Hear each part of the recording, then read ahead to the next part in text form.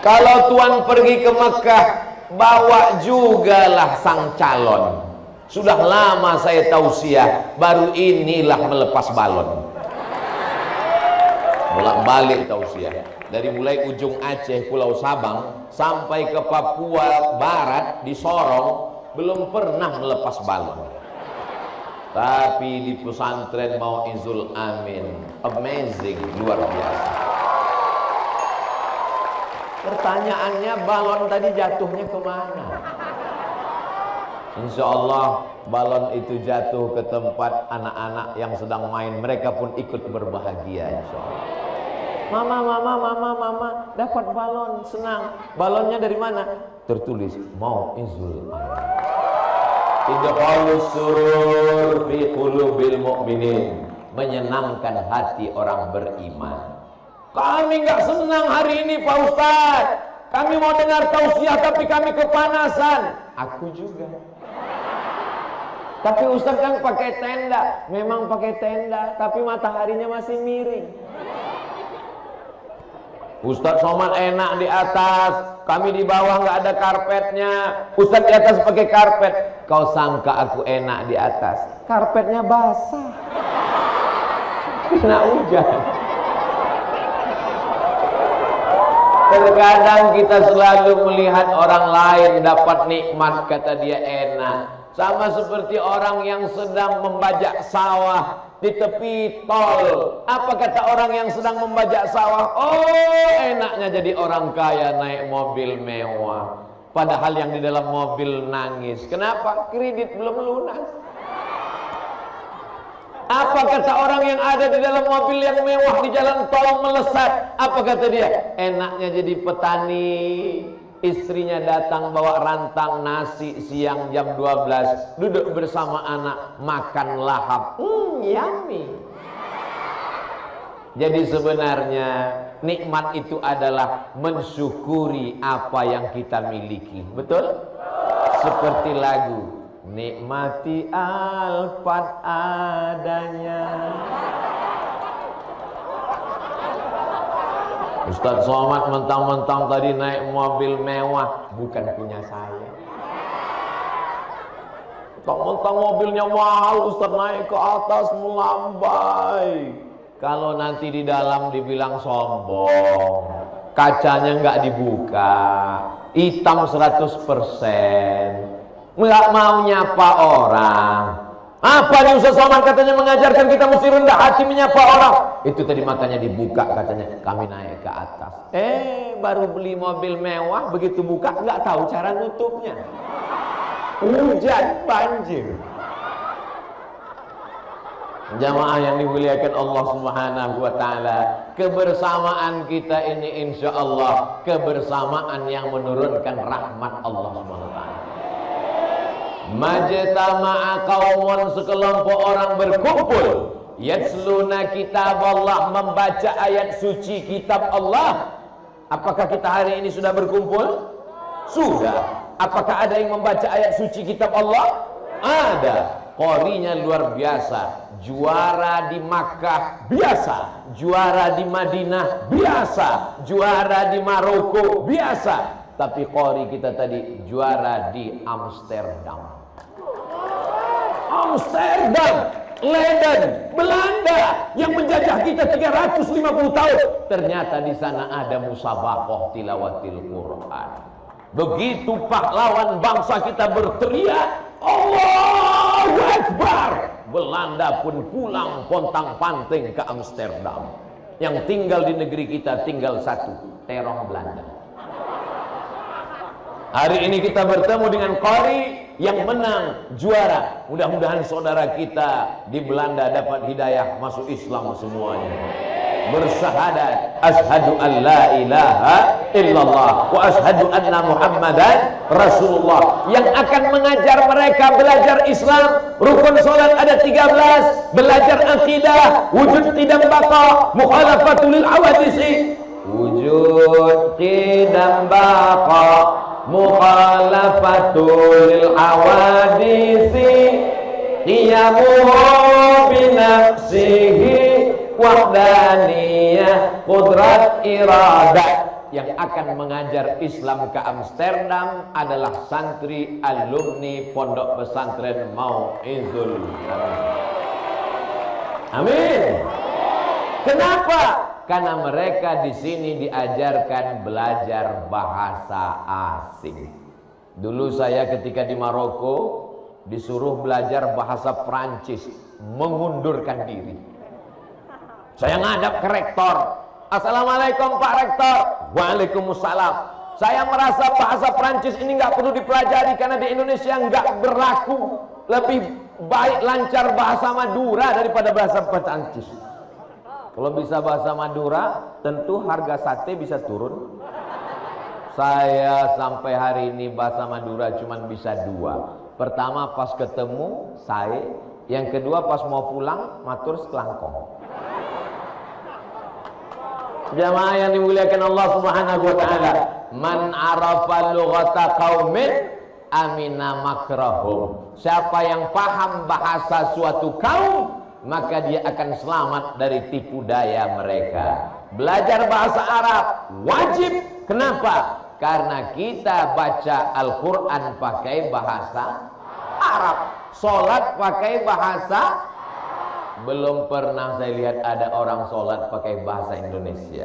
Inna sholati my praying, wa mahyaya my life, wa mamati my die, lillahi ta'ala for you oh my God.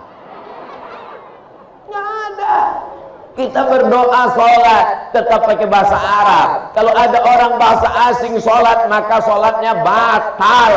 Begitu diajarkan dalam fikih mazhab Syafi'i, mazhab Hanafi, mazhab Maliki, mazhab Hambali, 4 mazhab Ahlus Sunnah wal Jamaah. Di mana mereka belajar fikih dari mulai kitab yang kecil, matan Abi Suja', matan Takrib, kurang paham naik ke atas Fathul Qarib, naik lagi ke atas Kifayatul Akhyar. Setelah itu mereka membaca kitab I'anatul Talibin. Mereka baca kitab yang lebih besar, Al-Majmu' Syarah Mu'azzab. Mereka baca kitab Mahalli. Mereka baca kitab Qalyubi wa Umairah. Setelah matang mazhab Syafi'inya, barulah mereka belajar fikih Hanafi, fikih Maliki, fikih Hambali, fikih Al-Auza'i, fikih Sufyan Al-Thawri, fikih Imam Ibnu Abi Layla, fikih Sufyan Ibnu Uyainah. Di mana mereka belajar? Di kitab Al-Fiqhul Islami wa Adillatuh Syekh Wahbah Zuhaili. Di mana mereka belajar? Belajar Al-Fiqhu alal Madzahibil Arba'ah. Supaya apa? Supaya mereka matang dalam bidang fikih. Tapi kunci semuanya adalah bahasa Arab. Tapi kalau cuma bisa bahasa Arab, cuma bisa baca kitab. Menjelaskannya bagaimana? Akan ada di antara anak-anak kita ini yang akan menerjemahkan ceramah Ustadz Abdul Somad pakai bahasa Mandarin, insya Allah. Sekarang kalau Abdul Somad ngomong ceramah bahasa Indonesia, yang ngerti orang Malaysia, yang ngerti orang Brunei Darussalam, yang nggak ngerti orang Singapura. Tapi kalau bahasa yang dikuasai, di antara anak-anak kita belajar bahasa Mandarin, nanti dia terjemahkan ceramah Abdul Somad sehingga semua orang Mandarin paham. Oh, hanya kencong-kencong lah, cincai lah, kamsia. Lalu kemudian mereka pun menjelaskan, andai mereka tidak mendapat hidayah karena belum, paling tidak dia tidak akan membenci, tidak terprovokasi. Begitulah pentingnya bahasa. Siapa yang memahami bahasa, maka insya Allah dia akan selamat. Makanya ada satu hadis membingungkan, laisa mim birrim asyamum fim safar. Banyak sekali huruf mimnya. Laisa mim birrim asyamum fim safar. Padahal bahasa Arabnya laisa minal birri asyamu fis safar. Bukanlah perbuatan baik berpuasa saat safar musafir. Ternyata Nabi ngomong bahasa himyar ketika dia ketemu dengan orang-orang himyar. Mohon maaf, Abdul Somad tidak menguasai bahasa asing, tidak menguasai bahasa saudaraku di Pulau Madura. Yang dia pakai adalah bahasa persatuan dari Sabang sampai Papua. bahasa Indonesia. Saudaraku dimanapun berada, selamatkan anak-anak kita. Jangan sampai tidak bisa baca kitab. Anda ingin belajar baca kitab cepat, hanya 6 bulan saja. Daftarkan segera ke pesantren Mau'izul Amin Al-Islam. Itu Ustaz tadi ngomong apa? Endorse. Mau ditaruh di mana? Dipotong videonya, dimasukkan ke Instagram. Supaya apa? Supaya semuanya tahu. Tapi Ustaz ceramahnya kan di pesantren. Memang ceramahnya di pesantren, tapi direkam. Hebatnya pesantren ini, yang pakai jilbab bukan cuma santrinya, kameranya pun pakai jilbab.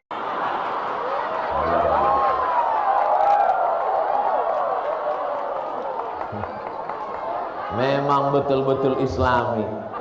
Jadi kalau saudara saya tadi Raden K. Haji Muhammad Amin Rifki mengatakan bahwa Pulau Madura 100% Muslim, bukan cuman manusianya, kameranya pun Islam juga. Adapun yang ini masih belum mu'alaf lagi. Sallallahu ala Muhammad, sallallahu alaihi wasallam, sallallahu ala Muhammad, sallallahu alaihi wasallam.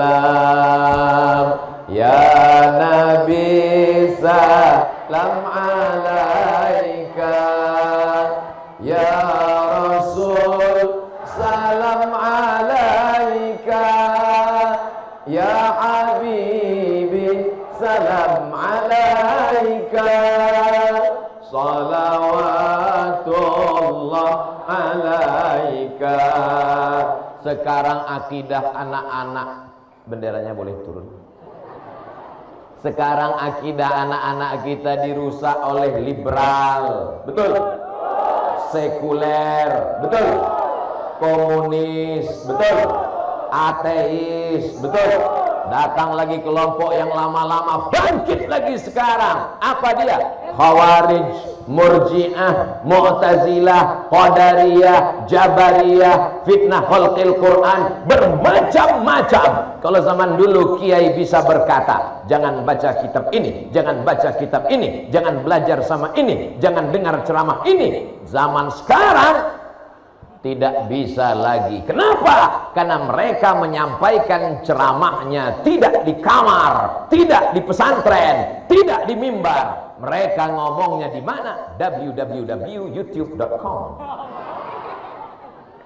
Pemikiran-pemikiran ini masuk ke dalam kamar anak kita, masuk ke dalam kantong anak kita. Tidak ada cara jalan untuk menyelamatkannya kecuali memperkuat akidah Imam Abul Hasan Al-Asy'ari, Ahlus Sunnah wal Jamaah. Sekarang ada aliran yang mengatakan bahwa Tuhan pernah ada, tapi dulu. Sekarang Tuhan sudah mati. Nama orangnya Nietzsche dari Jerman. Apa kata dia? Tuhan pernah ada, tapi sekarang sudah mati. Bagi orang yang bingung, tidak belajar, ngamuk, marah-marah. Marah tidak menyelesaikan masalah. Kalaulah marah menyelesaikan masalah, kita buat nama acaranya Marah Nasional Mengatasi Masalah. Lalu bagaimana cara membantahnya? Cukup dengan satu kata, maka terbantahlah Nietzsche. Kata apa yang bisa membantah? Dari sifat 20 Imam Abul Hasan Al-Asy'ari, Ahlus Sunnah wal Jamaah. Sifat Allah diantaranya, kalau dia memang betul Tuhan, kalau dia memang betul Allah, dia tidak akan mati.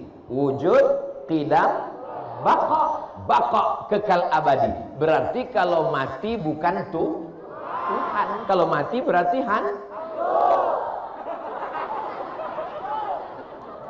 masa iya hantu mati?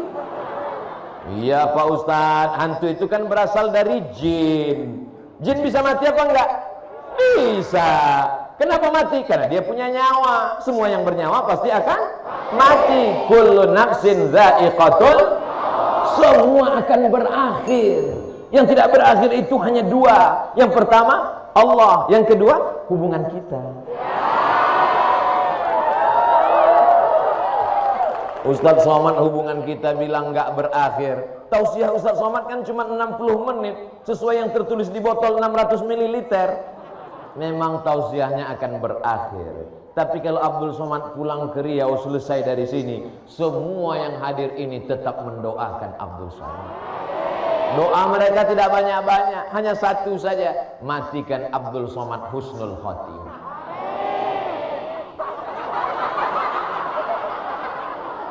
Jamaah yang dimuliakan Allah SWT, itulah keinginan orang beriman. Hartanya banyak, ilmunya banyak, jabatannya tinggi, tak ada maknanya kalau mati su'ul khatimah. Akidahnya ahlus sunnah wal jamaah, fikihnya bermazhab syafi'i. Bagaimana dengan akhlaknya, budi pekertinya, akhlakul karimahnya? Dia adalah tasawuf sunni yang disusun secara indah oleh Imam Al-Qushairi dalam Ar-Risalah Al-Qushairiyah, lengkap cantik dengan dalil-dalilnya, dituliskan oleh Imam Abu Hamid Al-Ghazali dalam kitab Ihya Ulumuddin. Kalau tuan pergi ke Makkah, jangan lupa membawa ikan duyung. Sudah lama saya berceramah, baru inilah dikasih payung. Mudah-mudahan saudaraku yang memberi payung diberikan, kalau sudah menikah keluarganya sakinah mawaddah warahmah. Kalau sudah menikah anaknya soleh dan solehah. Tapi tolong setiap beberapa menit diganti. Enggak apa-apa. Ini namanya latihan di padang mahsyar. Panas apa enggak panas? Panas. Tapi nanti di padang mahsyar akan ada yang menaung. Sab'atun yuzilluhumullah, 7 golongan yang akan dapat naungan atap tenda yauma la zilla illa zilluh. Hari itu tak ada tempat bernaung. Hari ini ada yang bernaung di bawah atap kubah masjid, tapi sampai masanya kubah masjid ini akan tercabut. Wa takunul jibalu kal'innil, pada saat itu gunung-gunung akan tercabut seperti bulu kambing dihembus angin. Ambil bulu kambing, cukur, letakkan ke telapak tangan, hembus. Kalau ada orang kaya yang sombong, ada pejabat yang angkuh, jangan marah. Ambil bulu kambing, bacakan wa takunul jibalu kal'ihnil maut. Siapa yang kaya, siapa yang gagah perkasa akan hancur berkeping dan mati. Tapi ada orang yang dapat naungan. Siapa dia? Rajulani, 2 orang. Tahabba fillah, berkasih sayang karena Allah. Ijtama'a alaih, berteman karena Allah. Wa tafarraqa alaih, berpisah pun karena Allah. Jadikanlah kami siang ini semuanya bersaudara karena Engkau ya Allah. Saudaraku yang hari ini merasa kepanasan, sabar, karena tausiah ini tidak akan lama, berakhir tepat jam 11 karena dimulai jam 10. Ustaz kok tahu? Jam tanganku kan hidup. Untuk apa anak saya di pesantren? Lebih baik anak saya di rumah. Ada orang yang berpikir demikian? Banyak. Ngapain anak saya di pesantren? Anakmu masuk kelas jam 8 pagi, betul? Jam 12 siang dia pulang. Ketika dia pulang dari sekolahnya, dia cabut, dia main ke mall. Mall nggak ada Pak Ustadz, dia main ke semak-semak sama pacarnya. Apakah bisa ibu menjaga anak ibu? Apakah bisa bapak menjaga anak bapak? Tidak ada yang mampu menjaga anaknya. Tapi di pesantren dia dijaga. Kalau bahasa kampung saya, 24 hours, 24 jam dia akan terjaga, terpelihara. Lihatlah anak-anakku yang perempuan, jilbabnya panjang. Ada satu yang nggak berjilbab. Oh mohon maaf, kameramen. Jilbabnya panjang. Bahkan ada sebagian anak-anakku yang wajahnya tidak ingin terlihat, yang terlihat hanya matanya saja. Kenapa? Dia sedang menjaga yang tidak mahram. Kalau ada perempuan yang pakai cadar, dia bukan sok cantik. Kalau ada perempuan yang menutup kepalanya, dia bukan orang yang tidak open minded, berpikiran terbuka. Kalau ada yang memakai hijab, mereka bukan orang gurun. Karena aslinya orang gurun zaman jahiliyah tidak pakai baju. Jadi kalau ada orang menuduh orang pakai hijab orang gurun, ini adalah orang bodoh yang tidak membaca sejarah. Betul. Mereka adalah orang-orang yang mengamalkan sunnah Rasulullah Sallallahu Alaihi Wasallam. Jadi kalau ada orang mengejek hijab, mengejek cadar, maka mereka sudah mengejek Nabi Muhammad Sallallahu Alaihi Wasallam. Kalau mengejek Nabi, berarti dikhawatirkan murtad. Karena di antara yang merusak keimanan dua sendi, asyhadu an la ilaha illallah wa asyhadu anna muhammadan rasulullah. Nanti kalau anak saya pesantren paling-paling jadi kiai, anak saya nanti kalau pesantren paling-paling jadi ustad.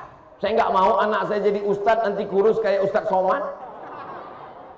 Saya duduk di samping Pak Polisi. Apa kata Pak Polisi? Ustadz Somad, saya alumni pesantren Bata-Bata. Betul, ada pesantren Bata-Bata. Alumni pesantren bisa jadi polisi. Kira-kira mana yang lebih efektif berdakwah? Ustadz apa polisi? Bingung adik-adik. Mau jawab ustadz nanti ditangkap polisi, mau jawab polisi nanti ustadznya merajuk. Oke, kita kasih contoh. Ustadz Somad pulang ceramah jam 12 malam, ketemu sama orang mabuk. Somad, kau mau masuk surga? Masya Allah, tabarakallah. Mudah-mudahan yang ngasih tisu guru kita masuk surga dengan tisu-tisunya. Syukran, Kiai. Jazakumullah khairan. Barakallahu fiik. Ustaz Somad pulang jam 12 malam, ketemu sama orang mabuk, sakau, pakai narkoba. Dia ngejek, Somad. Lalu Ustaz Somad ceramah, la ta'murunna bil ma'ruf wa la tanhauna 'anil munkar. Dia bukan takut, dia ketawa. Bayangkan kalau yang 12 malam itu adalah polisi yang alumni pesantren Bata-Bata. Ketemu sama orang mabuk ngejek, pesantren, ikut mabuk bersamaku. Pak polisi nggak marah, cukup dia cabut pistolnya. Apa ngomongnya? Langsung mabuknya hilang. Kira-kira efektif mana? Ceramah pakai ceramah, tausiah pakai khutbah, pakai tabligh akbar, atau pakai kekuasaan? Pakai kekuasaan. Alumni pesantren bisa jadi bupati? Bisa. Alumni pesantren bisa jadi gubernur? Bisa. Paling tidak jadi istri bupati. Jadi kalau ada orang mengatakan yang paling tinggi jabatan adalah gubernur, yang paling tinggi jabatan adalah bupati, salah. Karena bupati dan gubernur takut kepada istri. Maka yang paling tinggi jabatan adalah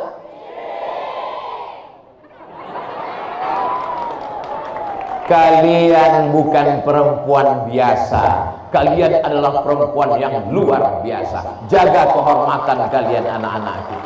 Ibu-ibu yang sudah memasukkan anaknya ke pesantren, alhamdulillah. Yang belum memasukkan anaknya pesantren, anak kamu di pesantren? Enggak. Kenapa enggak di pesantren? Masih TK. Anakmu di pesantren? Enggak. Kenapa enggak di pesantren? Anakku mau hidup bebas. Rambut diciptakan Allah. Untuk apa kalau tidak dilihat manusia? Semakin terbuka, semakin modern. Kalau prinsipnya semakin terbuka, semakin modern, maka yang paling modern adalah bukan kata saya. Jamaah yang dimuliakan Allah, adik-adik saudaraku yang dimuliakan Allah Subhanahu wa taala. Jadi dengan yang saya sampaikan ini, semakin semangatlah hendaknya kita memasukkan anak-anak kita ke pondok pesantren. Dulu ketika terjadi pergolakan Partai Komunis Indonesia (PKI), siapa yang paling banyak diserang?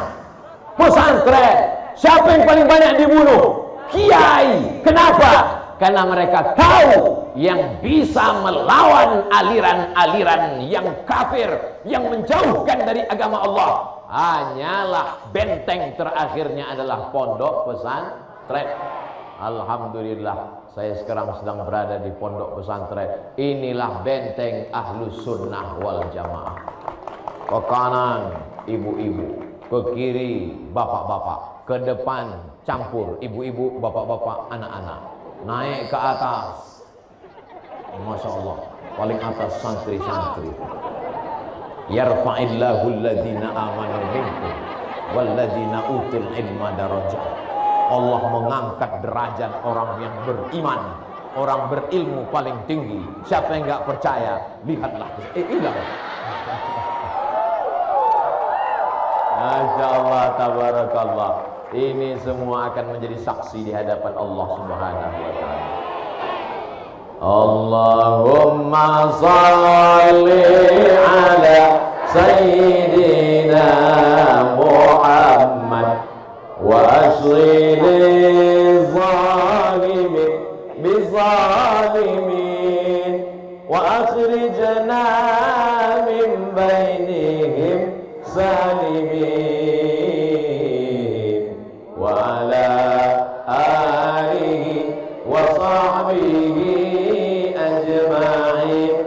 Sallallahu rabbuna ala nuril mubin